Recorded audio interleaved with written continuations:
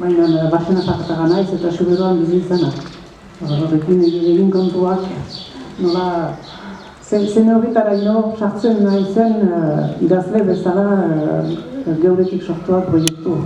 Eta zuzen da, egoalderat bidalia izana, nahiz eta sekretuki pentsatzen nuen Xuberorat igorriko nindutela. Ara, idazlea beti bere klima metaforikoen lujanderat itzutzen da. Egan nahi nuke, paser handi bat dela hautatua izaitea, eta ez bakarrik ene kasua, segun naiz beste hameka idazleak ere ene paser berdina partekatuko dutela.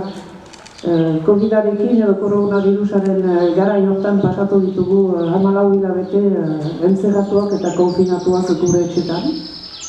Suertez osasunean eta idatzia izan dugu, baina neke izan zaigu ateratzea etxetarik. Normalean parte hartzen dugu, irakurketa taldeekin biltzen gira, irakurketak egiten ditugu musikarekin, solasalietan parte hartzen dugu, badugu halako aktibitate, idazle aktibitate txiki bat mugaren bi aldeetan. Eta askotan, iparraldeko ontzat, mugaren alde honetan dugu bizimodu hori garatzen. Eta hori uste dut azpimarratzekoa dela. Gero egia da, idazle baten egunerokoa konfinatua izatea dela, ara idatzi, bere bakartasunean. Atera pixka bat eta kafe bat hartu, orain posible da horren egitea ere.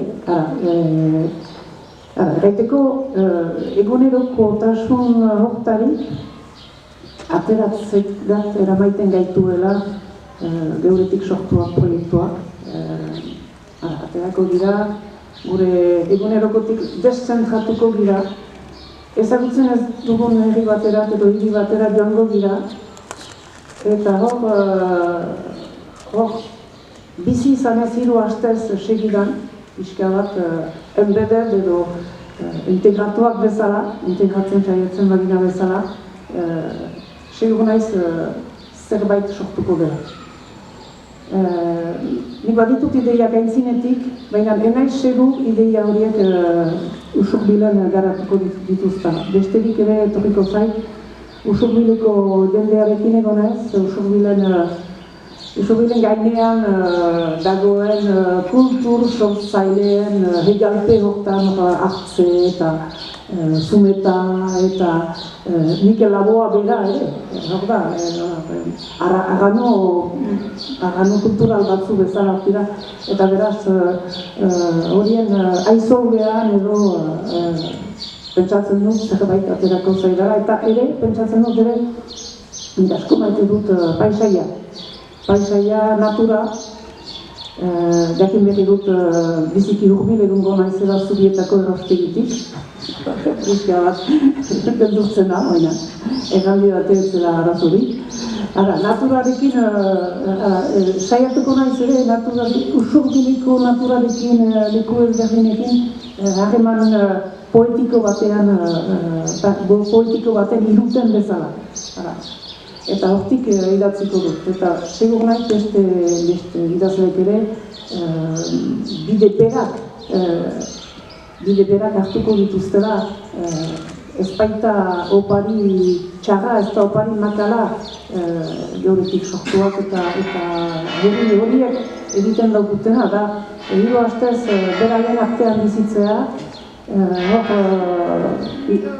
jende horiek ezagunak eta ez ezagunak bizitzen jarraizea, horiekin bizitzea, batzuetan bazkariak eginez, beste batzuetan afariak, behar bada ere lan bat edo beste, pentsatzen dut nik, eta egia da, jakin dut agarik usurbilen nintzela, pentsatu dut, ez da posible, badu 40 urte herri hortan ibiltzen aizela.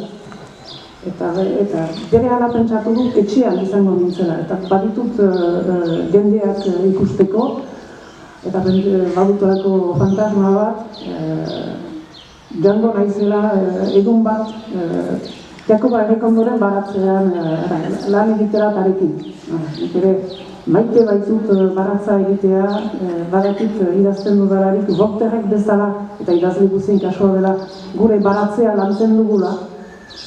Simbolismo hori guzia harturik, ni banoarako hori duten bizkarzakuan, hartua, egosilan, ideia horiek, eta gehien bat ere idaztea Usurbilen biziko dudanaren haritik, biziko dudanari fidel izanez.